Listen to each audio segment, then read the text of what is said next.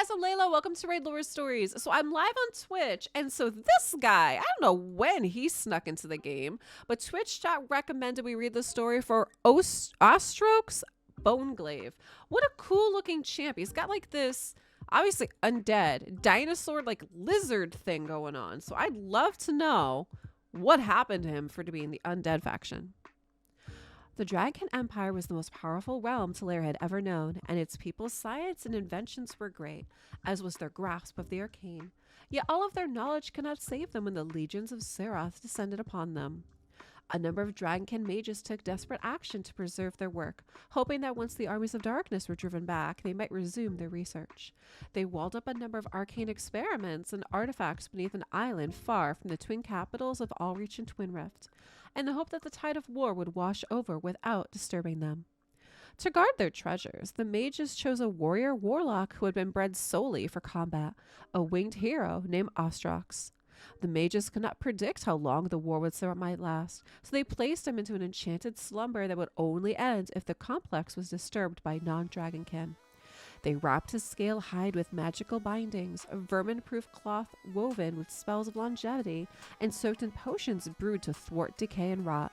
The mages hoped they would preserve him and enable him to sleep for decades or longer, yet still awaken, full of vigor.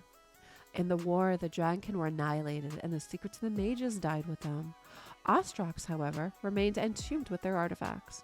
He slumbered away the centuries, unaware that even his island, so far from Allreach, had been buried under layers of ash from the volcanic eruption that destroyed the Dragonkin royal capital. Ages passed, but eventually the isolation of the buried chambers ended. Storms shifted the soil and ash above, and a band of adventurers discovered what had once been hidden. Their presence awakened Ostrox. The resurrected Dragonkin cut down the hapless intruders, fresh blood spattering his dusty ancient body. Yet, as the instinctive need to kill the interlopers receded, and Ostrox took stock, he came to a terrible realization. The source of the mages had not been enough to fully preserve his body. While Ostrox's mind had endured, much of his flesh had decayed. His wings had withered and his scales had become dry and dead. Much time must have passed. Yet despite it all, he still felt strong and sharp. Ostrox stalked through the chambers he had guarded, investigating the artifacts within, but found them rendered useless by the passage of time, collapses and cave-ins. He could also sense that the magics binding him had changed, that it was not only the slow decay of the passing of time that eaten away at and changed his body. With the artifacts he had once guarded now destroyed, Ostrox chose to leave the buried chambers and discovered a world much changed. He traveled to Areth aboard the boat of the adventurers he had killed, hoping that he would find out what had become of his people in the learned city. The Dragonkin were long gone, and Areth was overwhelmed with necromancy and the undead.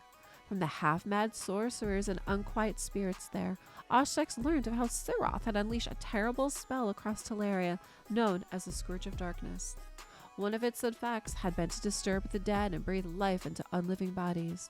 The black sorceries had seeped into the soil, and Ostrox realized that was what had found purchase in him. He was now an undead revenant, his body held together not only by the rites of Dragonkin mages, but by Serath's corrupt magics. Ostrox resolved to discover more about both Teleria and about the sorceries that had left his body withered yet as strong as ever. With the time, he hopes to purge himself of Serath's corruption while still retaining his deathless state, thus unlocking the key to true immortality. Okay, so they kind of gave him like this sacred guardian mummy story with the Dragonkin, and he was just gone for far too long because the Dragonkin Empire had been destroyed. Interesting. Okay, so that was a bit different than what I was expecting. I would love to know what you guys think for the lore story for Ostrox. Leave me some comments down below, and thanks for watching.